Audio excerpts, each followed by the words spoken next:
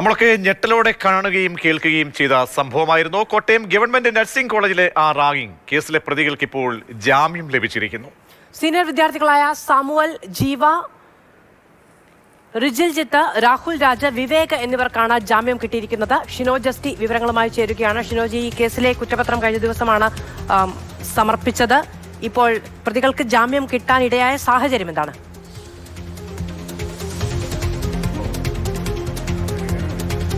മാധു, നമ്മുടെയൊക്കെ മനസ്സാക്ഷി ഏറെ നൊമ്പരപ്പെടുത്തിയ കാഴ്ചകളൊക്കെ ആയിരുന്നു കോട്ടയം ഗവൺമെന്റ് നഴ്സിംഗ് കോളേജിലെ ഈ റാഗിംഗ് എന്ന് പറയുന്നത്. അതുമായി ബന്ധപ്പെട്ട ദൃശ്യങ്ങളൊക്കെ പുറത്തു വന്ന സമയത്ത് അത് വലിയ രീതിയിൽ ചർച്ചയായതുമാണ്. അതിന് പിന്നാലെ ഫെബ്രുവരി 11 ഈ പ്രതികളായിട്ടുള്ള 5 വിദ്യാർത്ഥികളും അറസ്റ്റിലാകുന്നു. തുടർന്ന് ഒരു 60 ദിവസത്തോളം ഈ പ്രതികളെല്ലാം തന്നെ ജയിലിൽ കിടന്നു.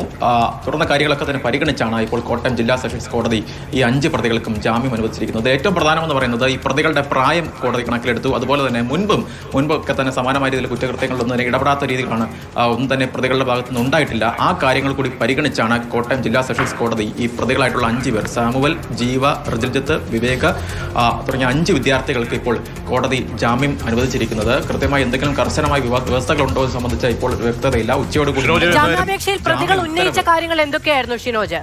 ഈ പ്രായമടക്കം പരിഗണിക്കണം, മുൻ ക്രിമിനൽ പശ്ചാത്തലമില്ല തുടങ്ങിയ കാര്യങ്ങളൊക്കെ ഉന്നയിച്ചായിരുന്നു ജാമ്യാപേക്ഷയിൽ? അത്തരത്തിലുള്ള വാദങ്ങളാണ് പ്രതിഭാഗത്തിന്റെ ഭാഗത്ത് നിന്ന് കോടതിയിൽ ഉണ്ടായത്. കാരണം ഇതൊരു തമാശയുടെ ഭാഗത്ത് വിദ്യാർത്ഥികൾ, കോളേജാണ്, ക്യാമ്പസാണ്, അത്തരത്തിലുണ്ടായ ഒരു കാര്യം മാത്രമാണ്. അതിനപ്പുറത്ത് ഒന്നും തന്നെ ഉണ്ടായിരുന്നില്ല. മാത്രമല്ല തങ്ങളുടെ പ്രായം കൂടി പരിഗണിക്കണം. വിദ്യാർത്ഥികളാണ്, പഠിച്ച് പുറത്തിറങ്ങി 3-4 മാസം കൂടി കഴിഞ്ഞ് ഈ സമൂഹത്തിന് സേവനം ചെയ്യേണ്ട ആളുകളാണ് തങ്ങൾ തുടങ്ങിയ കാര്യങ്ങളൊക്കെ തന്നെ പ്രതിഭാഗം കോടതിയിൽ വാദിച്ചു. മാത്രമല്ല ഇപ്പോൾ ആ ഒരു സമയത്തുണ്ടായ ആ ഒരു തോന്നലിൽ ഒറ്റബുദ്ധിയുടെ ഭാഗത്ത് നിന്ന് ഉണ്ടായ കാര്യങ്ങളാണ് ഈ ദൃശ്യങ്ങളിലുള്ളത്. അതിന് മുൻപോ അതിനുശേഷമോ ഒന്നും തന്നെ ഇത്തരത്തിലുള്ള ഒരു സമീപനം വിദ്യാർത്ഥി